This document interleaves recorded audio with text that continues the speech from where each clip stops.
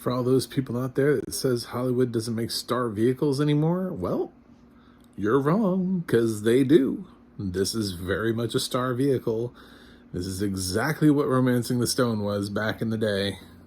Yep, I'm Mac from MacMovieGuy.com, and this is a review of The Lost City.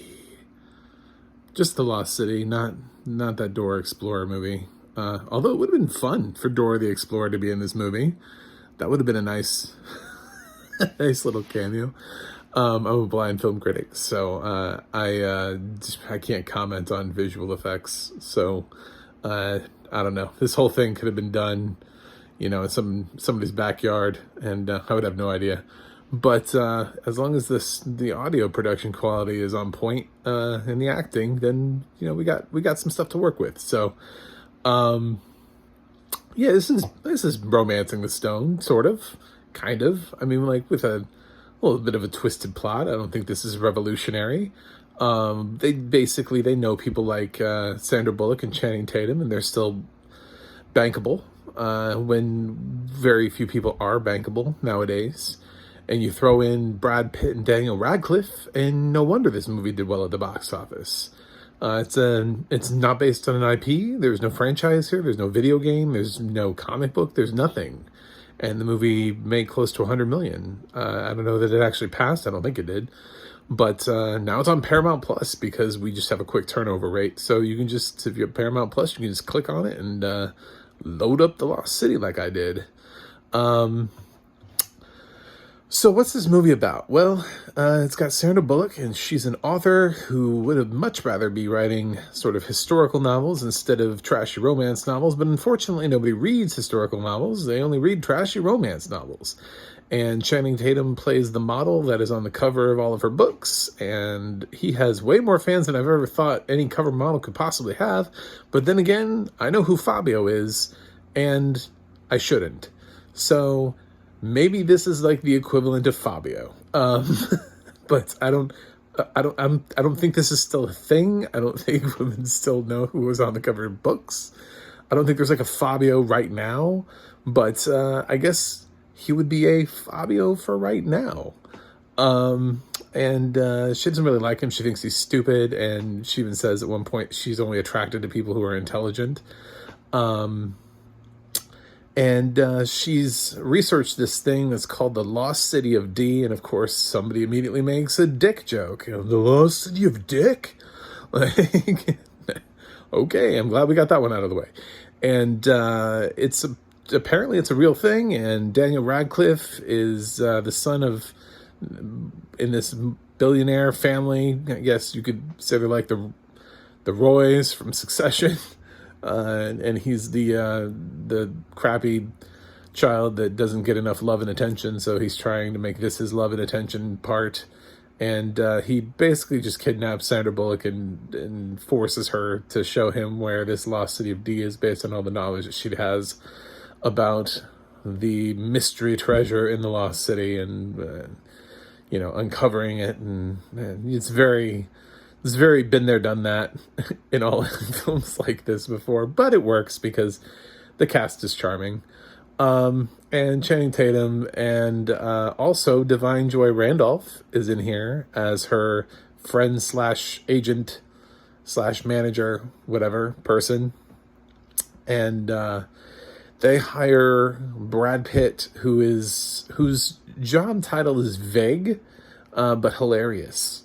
To track down Sandra Bullock, and Tatum travels with him into the jungle, and then later on Divine Joy Randolph's character travels too, and so you've got like multiple people trying to find Sandra Bullock, who's been kidnapped by Daniel Radcliffe and his goons, and Divine ends up finding a character played by Oscar Nunez from The Office, and that character was also delightful. A lot of the supporting cast here works really well. It's funny that the character I liked the least was Sandra Bullock, and I don't know why. And I'm thinking about, like, why did they make her character kind of standoffish, kind of cold? I mean, she's done snarky before. She's always been sort of like that I mean, her miscongeniality personality is definitely that, like, I'm better than you are type of thing. I don't have to be there. I shouldn't have to do this. It feels like there's a lot of that in this film, but this just feels like more amped up. And it's hard to warm up to her. And it's clear that Channing Tatum's character thinks very highly of her. And it's like, why? It's that same problem that a lot of people, like, I like The Proposal, but I know a lot of people have that same sort of similar problem with The Proposal, in that her character is so dislikable throughout parts of the film that it's like, how on earth, why is this a thing? You go a little bit too far. She's such a great comedic actress with such great comedic timing. She's been given so many good roles over the years that it's just kind of mind-boggling when you see her relegated to being sort of a cranky middle-aged woman, I don't know, who would rather be doing something else. And I wish she got better roles, because I feel like she's been cranky in a lot of films recently. I want to see her do more, because she's easily one of my favorite actresses. I really love Channing Tatum in comedies. He's somebody who absolutely knows exactly what people think of him, and he's not afraid to play into it. He knows that there are people out there that make fun of him and think of Channing Tatum a certain way, so he just plays right into that. And he plays that stupid model role and turns it on its head and makes you fall in love with him. He did the same thing in the 21 Jump Street films. I'm really consistently impressed by Channing Tatum. He just gives me more than I end up actually expecting from him, and like everything he's been in, except for maybe like films that expect nothing from him, like G.I. Joe, and he just walks right in and just well, this role is nothing, I'm gonna give nothing. But the scene stealers here are in the supporting cast. Not Daniel Radcliffe, he's fine, but his villain it feels just very like whatever. I mean, we're supposed to laugh at his name, and he's kind of whiny, but I don't know. But really, Brad Pitt. Brad Pitt steals the whole movie in a couple scenes. Honestly, the one scene where he was teaching people how to use Find My Eye, because somebody's wearing a watch that can be tracked, and like they have no idea how to do that, and like that's his, like, you call it this specialist, and like that's the tech support that you get. I feel like that's what happens if you call real tech support. They're like, have you tried unplugging it and plugging it back in? And you're like, no, let me try that. And you're like, oh my God, it works. I always let them know preemptively. I'm like, I unplugged it and plugged it back in. You don't have to ask me that. I know that that's a thing. Yeah, Divine Joy Randolph, love her and everything. She was great in like High Fidelity. She's just everything that I've seen her, and she's kind of new to the scene, I guess you could say. She's been coming up sort of rapidly, but I really enjoy her presence. Oscar Nunez is always underrated, and he's delightful in this film. He has a really great one-liner just at the end of the film. It's also really funny. The only thing that I really didn't like about the film, other than Bullock's performance, is that it just didn't quite hit me on the adventure level like Uncharted did. And Uncharted, admittedly, if you've, read my review, seen my review, I admitted that I have not actually played the video game, so I have no idea what to compare that to. But as a non-invested person, I was more invested in the adventure in Uncharted than I was in the adventure of The Lost City. But both films just chose cast members perfectly and had them just do their thing. Like, they were just set loose to do their thing. There's not really a lot of acting here. It's just people are really great at one thing, and they just get to do that for the whole film. And it's entertaining. Definitely. So, as far as the audio description goes, I thought the audio description was sufficient, and I'm in a weird place because I actually didn't like the narrator. I thought he was way too monotone for this type of film, for this genre. It's both I mean, the top two genres that you would call this film would be like adventure and comedy, and then maybe like romance is the third thing. And he was very sort of somber and almost monotone throughout the whole film. And I know that sometimes we don't want to add too much into a film, because it's really just supplemental material. I mean, deaf people get closed captioning, which has no inflection in the tone whatsoever. But because I've heard so many great audio description narrators who have been able to sort of get the general tone and the vibe, and you can actually hear somebody's voice and whether they're appropriate. And I've heard plenty of voices that are like perfect for like kids films, and plenty of voices that are perfect for comedies and romantic comedies, and plenty of voices that just deliver in the horror genre. And I've heard narrators that kill it in the action genre. This dude is more well suited for like an indie drama at this rate. You know what I'm saying? Like maybe like a period piece.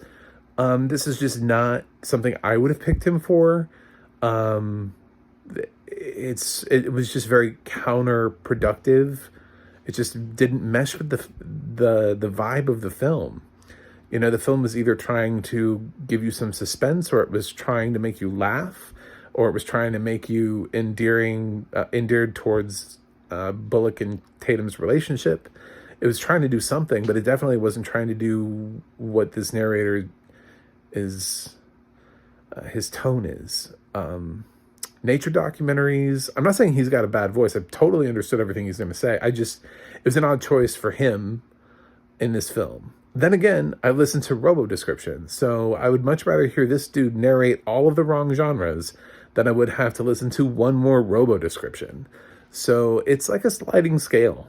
I mean, down at the very bottom, we have robo description. And then right above that, we've got, homegrown people sitting at home making their audio descriptions. And then right above that, we have just not the right narrator for the right genre.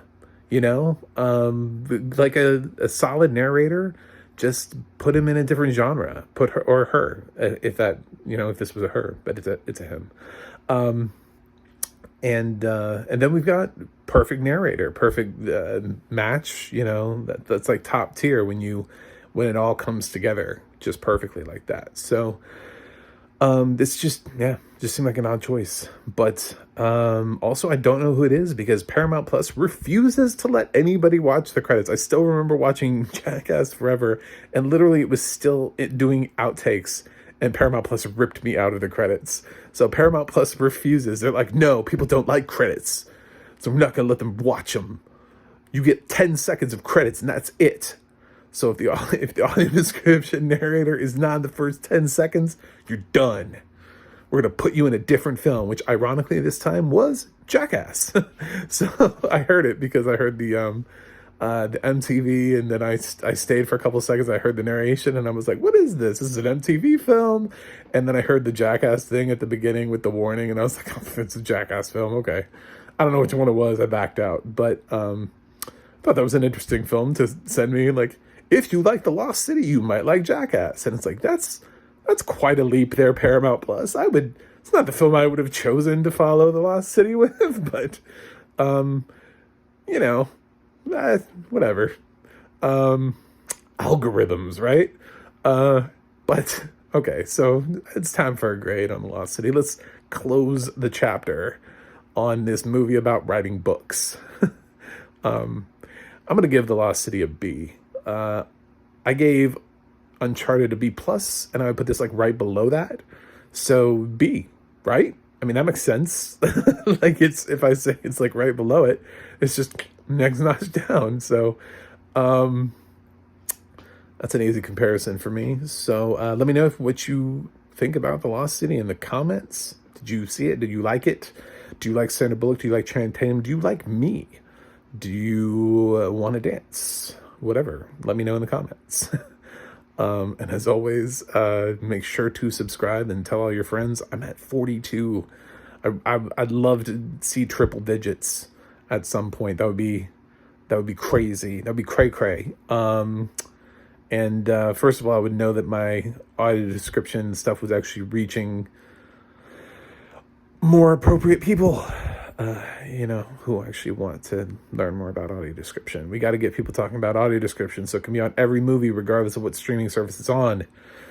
You can check out my website, macthemovieguy.com, where I continue to review movies with audio description. And don't forget to check out the Audio Description Project for more movies with audio description and where they're located and how to watch them. And that's going to be me. That's the end of this book. Although the movie did end in a way where there could be a sequel, so maybe there will be another book down the road. Sandra Bullock's going to have to get writing again.